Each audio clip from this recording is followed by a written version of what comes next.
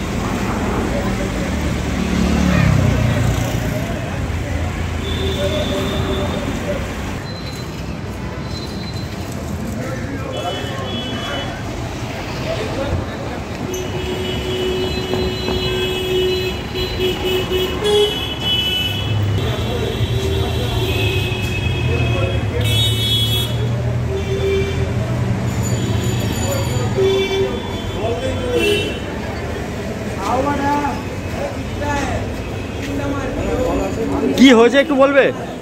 এখানে আমাদের কালকের থেকে জল নেই, ওইখানে পাইপ ফেটে গেছে, তার জন্য এখানে জল আসছে না। আমরা কালকে জল পাচ্ছি না, জল আমাদের কিনে নিতে হচ্ছে। এই লোকনাথের জলের যে কোম্পানি, এদের সঙ্গে যোগাযোগ করে তারপরে গাড়ি জল কিনতে হলো। পুলিশ প্রশাসন কি সাহায্য করছে? হ্যাঁ, ওনারা আমাদের সঙ্গে আছেন, ওনারা আগে জানতেন না, জানানো হয়েছেন, জানানোর পরে ওনারা আসছেন।